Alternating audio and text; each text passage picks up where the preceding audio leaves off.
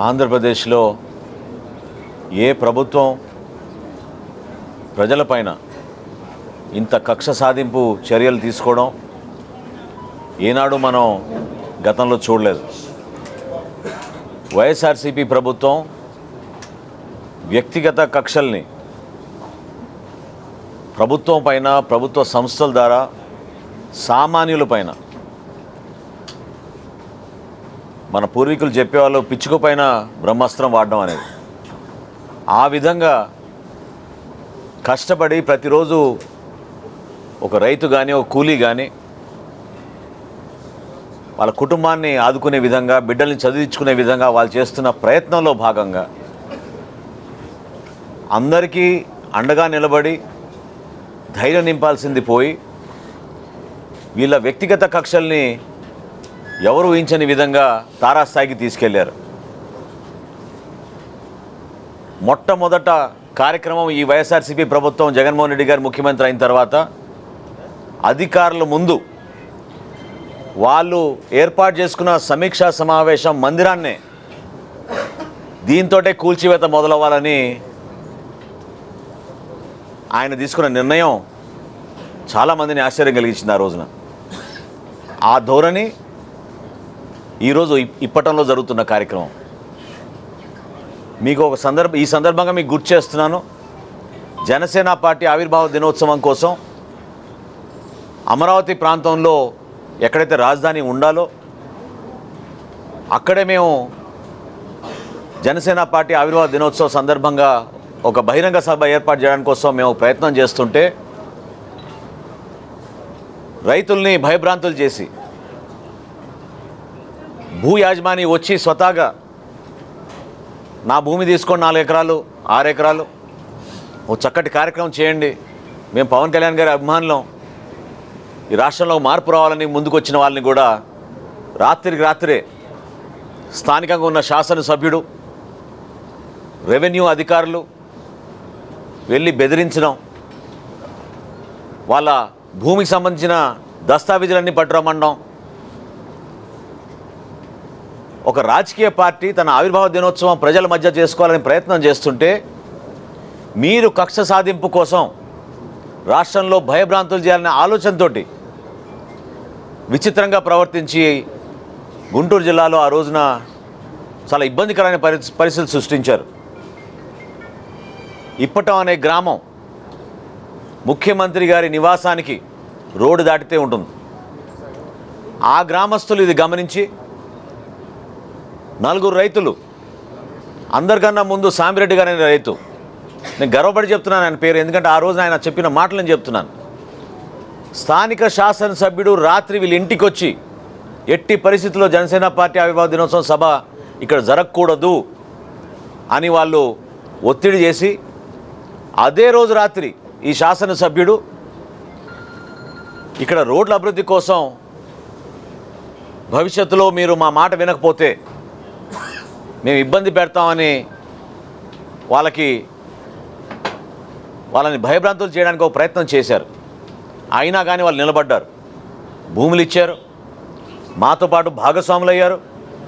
అద్భుతమైన కార్యక్రమం జరిగినప్పుడు పాపం వాళ్ళు కూడా ముందుకొచ్చి మా జన సైనికులు రాష్ట్ర వ్యాప్తంగా పర్యటించి వచ్చిన జన సైనికులందరినీ కూడా ఆహ్వానించి వాళ్ళకి మజ్జిగ అందించడం, పెరుగన్నం అందించడం, వాళ్ళు చేయాల్సిన సౌకర్యాలు, లైట్లు కానివ్వండి, పార్కింగ్ కానివ్వండి, అంబులెన్స్లు కానివ్వండి, అన్నీ కూడా వాళ్ళ చేతుల మీద జరగాలని తప్పనితోటి వాళ్ళు కష్టపడి మమ్మల్ని ఆదుకున్నారు. పవన్ కళ్యాణ్ గారు ఆ రోజు సభలో 50 లక్షల రూపాయలు విరాళం ఆ గ్రామ అభివృద్ధి కోసం ఆయన తన సొంత నిధులతోటి ఆ గ్రామానికి ఆ రోజు ప్రకటిస్తే వీళ్ళు అక్కడున్న సోకాల్డ్ వైఎస్ఆర్సీపీ నాయకులు, బడా నాయకులు మూర్ఖంగా ప్రవర్తించి తీర్మానం చేసి ఆ 50 లక్షల రూపాయలు కూడా సిఆర్డీఏకి పంపించాలని వాళ్ళు అడ్డుపడ్డారు. పవన్ కళ్యాణ్ గారి సొంత డబ్బు ఆ గ్రామానికి ఇస్తుంటే చక్కటి కార్యక్రమం చేయమని ఒక పిహెచ్సినో, ఒక వృద్ధాశ్రమో, ఒక లైబ్రరీయో, 4 రోడ్లో ఏదంటే అది మీ ఇష్టం, మీరే కూర్చొని నిర్ణయించుకుని పెద్దలందరూ కూడా పంచాయతీలో మీరందరూ కూర్చొని నిర్ణయించుకుని ఎటువంటి అభివృద్ధి కార్యక్రమాలు చేయాలన్నా మేము సిద్ధం, ఈ 50 లక్షల రూపాయలు దానికోసం కేటాయిస్తున్నామని ఆ రోజు పవన్ కళ్యాణ్ గారు నిర్ణయం తీసుకుంటే వీళ్ళు ఒక తీర్మానం చేసి సిఆర్డీఏకి ఇమ్మన్నారు. 5 రోజుల క్రితం ఆ గ్రామస్తులు నన్ను ఆహ్వానిస్తే నేను జనసేన పార్టీ తరఫున మా నాయకులతో కలిసి వెళ్ళి వాళ్ళకి ధైర్యం నింపి అటువంటి కార్యక్రమాలకి మీరు భయపడబాకండి, మీరు నిర్ణయించుకోండి మనం ఏం చేద్దామో, ఇది పవన్ కళ్యాణ్ గారు ఇచ్చిన విరాళం, దాన్ని మీరు ఉపయోగించుకోండి, జన సైనికులు జనసేన పార్టీ మీకు అండగా నిలబడి మేము మీతో పాటు ఉండి ఏ కార్యక్రమమైనా సరే మేము సిద్ధంగా ఉన్నాం, మీకోసం మేము చేసి పెడతామని ఆ రోజు ధైర్యం నింపడానికి ప్రయత్నిస్తే ఆ రోజు కరెంట్ కట్ చేశారు ఆ గ్రామాల్లో కావాలని నా ఉపన్యాసం జరుగుతున్నప్పుడు. ఈరోజు ఉదయం జేసీబీలు 100ల సంఖ్యలో పోలీసులు తీసుకొచ్చి ఒక గ్రామంలో బస్సు కూడా వెళ్ళలేని గ్రామంలో 100 అడుగుల రోడ్ నిర్మాణం చేస్తున్నామని, దానికి డివైడర్ వేస్తున్నామని, ఎక్కువగా మా పార్టీ అభిమానులు మమ్మల్ని నమ్ముకున్న ఉన్న వ్యక్తుల ఇళ్ళని ధ్వంసం చేయడానికి అక్కడ ఉదయం నుంచి కూడా ఒక ప్రక్రియ కొనసాగుతూ ఉంది. ఇప్పుడే అరగంట ముందు గౌరవ హైకోర్టు వారు ఈ ప్రక్రియని ఆపివేయమని ఇప్పుడే ఆర్డర్ ఇచ్చారు. ఇంత దారుణంగా అప్రజాస్వామికంగా వాళ్ళు చేసిన తప్పు ఏంటంటే మంచి మనసుతో ముందుకొచ్చి ప్రజాస్వామ్యాన్ని రక్షించడానికి ఒక రాజకీయ పార్టీ ఒక చక్కటి సభ ఏర్పాటు చేసుకుంటుందంటే మా భూమి మేము ఇస్తాం, మీకు మేము అండగా నిలబడతామని ఆ రోజు నిలబడ్డారు. దానిని వీళ్ళు తట్టుకోలేక వాళ్ళు అనుకున్నదే అక్కడ శాసించాల్సిన ఉద్దేశంతో ఎవరు కూడా ఎటువంటి కార్యక్రమం చేయకూడదని మూర్ఖంగా ప్రవర్తించిన ఈ నాయకులు ఈ విధంగా అక్కడ ఉన్న ప్రజల్ని ఇబ్బంది పెడుతూ ఈరోజు ఉదయమే గోడలు మెట్లు కూల్చేయడానికి ఇళ్ల దగ్గరికి వెళ్ళి విధ్వంసాన్ని సృష్టిస్తూ ఉన్నారు. 5 రోజుల క్రితం నేను సందర్శించినప్పుడు మహిళలు పాపం ఎంతో ఆవేదనతోటి చెప్పుకోలేక భయపడుతున్నారు. ప్రజాస్వామ్యంలో ఒక ప్రభుత్వం ఉన్న పెద్దలే ఈ విధంగా ప్రవర్తిస్తుంటే మేమేం చేయాలని ఆ గ్రామంలో ఉన్న వాళ్ళందరూ కూడా ప్రతి ఇంటి నుంచి ఒక 10,000 రూపాయలు 5,000 రూపాయలు పోగు చేసుకుని ఒక కమ్యూనిటీ హాల్ నిర్మాణం చేసుకుంటే వీళ్ళు దాన్ని తీర్మానం చేసేసి వాళ్ళు పెట్టిన పేరు ఏంటంటే కమ్యూనిటీ హాల్కి ఇప్పటం కమ్యూనిటీ హాల్. కేవలం 5,000 రూపాయలకి ఆ కమ్యూనిటీ హాల్ ఏ పెళ్ళైనా సరే చిన్న ఫంక్షన్ అయినా సరే చుట్టుపక్కల ఉన్న గ్రామస్తులు కూడా గ్రామాల నుంచి ఎవరు వచ్చినా సరే 5,000 రూపాయలకి మనం అద్దెకి ఆ కళ్యాణ మండపం ఇవ్వాలని నిర్ణయించుకుంటే ఈ మూర్ఖమైన నాయకులు కొంతమంది అక్కడ నిలబడి వాళ్ళు తీర్మానం చేసి డాక్టర్ వైఎస్ఆర్ ఆడిటోరియం అని కళ్యాణ మండపం దాని పేరు మార్చి అక్కడ ఒక కొత్త వాతావరణం సృష్టించారు. రాజశేఖర రెడ్డి గారి కంటే అభిమానం ఎవరికి లేదా? ఆయన ఒక ముఖ్యమంత్రిగా చక్కగా పనిచేశారు. కానీ ఈ విధంగా ఇంత మూర్ఖంగా ప్రవర్తించాల్సిన అవసరం ఏమొచ్చింది మీకు? ఎందుకు కావాలని మీరు భయపెట్టిస్తున్నారు ప్రజల్ని? జనసేన పార్టీకి సంబంధించిన వ్యక్తులు ప్రజల్లో ఆదరణ పెరుగుతోందని మా నాయకులపైన కేసులు బనాయించి జనవాణి కార్యక్రమం కోసం మొన్న విశాఖపట్నం పవన్ కళ్యాణ్ గారు వెళ్తే రాష్ట్ర ప్రజలందరూ కూడా చూశారు ఏ విధంగా ఇబ్బంది పెట్టారు. దీన్ని ఎదుర్కోవడానికి జనసేన పార్టీ అన్ని విధాలుగా సిద్ధమవుతోంది. దానికోసం ప్రజల కోసం ప్రజాస్వామ్యాన్ని పరిరక్షించడానికి కోసం అందరూ కూడా కలిసి రావాలి. మనం మన రాష్ట్రాన్ని కాపాడుకోవాలి. ఇంత మూర్ఖమైన పరిపాలన భవిష్యత్తులో ఎక్కడ కూడా ప్రజలకి ఇబ్బంది కలగకుండా చూసుకోవాల్సిన బాధ్యత ప్రతి పౌరుడిపైన ఉంటుంది, ప్రతి పార్టీ పైన ఉంటుంది. అందుకోసమే ఈ గ్రామస్తులకి అండగా నిలబడడానికి వాళ్ళకి మనోధైర్యం నింపడానికి మా పార్టీ అధ్యక్షులు పవన్ కళ్యాణ్ గారు ఈరోజు సాయంత్రం బయలుదేరి ఆ గ్రామానికి సందర్శించడానికి రేపు ఉదయం కల్లా ఇప్పటం గ్రామానికి వెళ్ళి ఆ గ్రామస్తులందరినీ కూడా ఆయన పలకరించి ధైర్యం నింపడానికి కోసం ఆయన ప్రారంభించుకుంటున్నారు ఆయన యాత్ర. నేను ఈ సందర్భంగా మిమ్మల్ని అందరినీ కూడా కోరేది ఏంటంటే దయచేసి ఇటువంటి మానుకోండి. మీకోసం ప్రజలు ఎంతమంది ఓట్లు వేశారో 151 సీట్లట వచ్చాయో మీకు బాగా తెలుసు.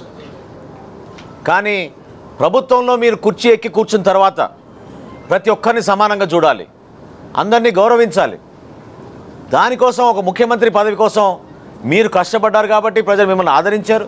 నిలబెట్టుకోండి, గౌరవం పోగొట్టుకోబాకండి. ప్రజల్లో ఈ విధంగా ప్రశాంతమైన వాతావరణాన్ని చెడగొట్టే విధంగా ప్రభుత్వంలో ఈ వ్యవస్థల్ని ఉపయోగించుకుని పోలీస్ యంత్రాంగాన్ని ఉపయోగించుకుని వాళ్ళని కూడా ఇబ్బంది పెట్టేటట్టు దయచేసి చేయబాకండి అని చెప్పి ఈ వైఎస్ఆర్సీపీ నాయకుల్ని, ముఖ్యమంత్రి గారిని జనసేన పార్టీ తరఫున ఈరోజు నేను కోరుతున్నాను. ఇక ముఖ్యంగా తూర్పుగోదావరి జిల్లాలో నిన్నటి నుంచి నేను పర్యటనలో భాగంగా మేము భారతదేశంలో ఏ రాజకీయ పార్టీ చేయని కార్యక్రమం, మా జన సైనికులు ఎక్కడైనా మరణిస్తే ఆ కుటుంబానికి ధైర్యం నింపడానికి కోసం మా వంతు మేము బాధ్యతగా ఒక బీమా పథకం తీసుకొచ్చినప్పుడు పవన్ కళ్యాణ్ గారు చక్కటి ఆలోచనతోటి ఆ రోజున ప్రతి కుటుంబానికి 5 లక్షల రూపాయలు జనసేన పార్టీ నుంచి ఇచ్చేటట్టు మనం ఈ కార్యక్రమం చేసుకుంటూ వస్తున్నాం. నిన్న ఇవాళ 8 చెక్లు మేము 5 లక్షల రూపాయలతో పంపిణీ చేయడం జరిగింది. చాలామంది యాక్సిడెంట్ క్లెయిమ్స్ కూడా ఉన్నాయి. అవి కూడా అనేక ప్రాంతాల్లో మేము ఆ కుటుంబాలని కలిసి వాళ్ళకి అందించి భవిష్యత్తులో కూడా జనసేన పార్టీ ఒక కుటుంబంగా మేము భావించుకుని మేము కూడా మా కుటుంబ సభ్యుడిని కోల్పోయాం కాబట్టి ఒక బాధ్యతతోటి ఆ కుటుంబానికి ఎటువంటి అవసరం ఉన్నా, ఎటువంటి భరోసా కావాలన్నా పవన్ కళ్యాణ్ గారు మమ్మల్ని పంపించారు. మేము సందర్శించడం ద్వారా ఆ కుటుంబానికి ఒక ధైర్యం నింపడానికి కోసం ఓ ప్రయత్నం మేము చేశాం. ఇటువంటి మంచి కార్యక్రమాలు ప్రజల్లో తీసుకెళ్ళడానికి నిరంతరం జనసేన పార్టీ కృషి చేస్తుంది. ఈ నెలలో 12, 13, 14 తారీఖుల్లో రాష్ట్రంలో జరిగిన అతిపెద్ద మోసం జగనన్న కాలనీలు. ఎక్కడ చూసినా అవినీతి. శాసనసభ్యులు మీరు చూశారు రాజమండ్రిలోనే ఏ విధంగా అది ఎంత పెద్ద స్టోరీ అయిందో మీ అందరికీ తెలుసు. ప్రతి చోట లేఅవుట్ల దగ్గర పనికిరాని భూమిని తీసుకువెళ్ళి ముందే వీళ్ళు జీపీఎల్ తీసేసుకుని రిజిస్ట్రేషన్లు చేసేసి 30 లక్షలు 20 లక్షల రూపాయల భూములు తీసుకెళ్ళి ప్రభుత్వం దగ్గర ₹1 కోటి అమ్ముకుని ఎంత సంపాదించుకున్నారో రాష్ట్ర వ్యాప్తంగా మీ అందరికీ తెలుసు. అయినా కానీ పేదవాడికి అండగా నిలబడలేదు. గృహ నిర్మాణం 18,63,000 మందికి గృహాలు కడతామని జగన్మోహన్ రెడ్డి గారు ఇచ్చిన ప్రణాళిక 3.5 సంవత్సరాలు దాటిపోయింది. కొత్తగా లెక్కలు తీస్తే కేవలం 1,52,000 గృహాల నిర్మాణం చేశారని మనకి ఆ సమాచారం రాగానే ఆశ్చర్యపోయాం. ఎందుకు ఈ మోసం? పూర్తిగా ప్రజలకు ఉపయోగపడే విధంగా కట్టిన టిడ్కో ఇల్లు కూడా ఈ రోజు వరకు కూడా ఈ ప్రభుత్వం ఎవరికీ హ్యాండ్ ఓవర్ చేయలేదు.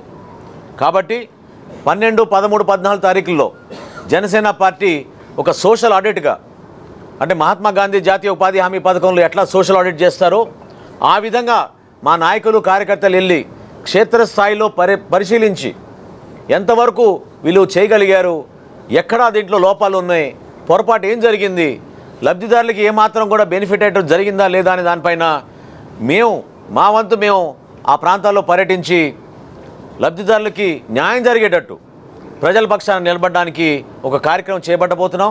రాజమండ్రిలో కూడా దుర్గేష్ గారి నాయకత్వంలో తూర్పుగోదావరి జిల్లాలో మా ఇన్ఛార్జీలందరూ కూడా ఈ కార్యక్రమాన్ని ముందు తీసుకెళ్ళి ప్రజల పక్షాన నిలబడి బలంగా ప్రభుత్వం దిగొచ్చేటట్టు, తొందరగా ఇళ్ల నిర్మాణం జరిగేటట్టు, పారదర్శకంగా అందరినీ సమానంగా చూసి సమాజంలో ఉన్న ప్రతి పేదవాడికి ఈ గృహ నిర్మాణ పథకం అందేటట్టు తప్పకుండా జనసేన పార్టీ వాళ్ళ వెంట నిలబడుతుందని మనస్ఫూర్తిగా నేను తెలుపుకుంటున్నాను.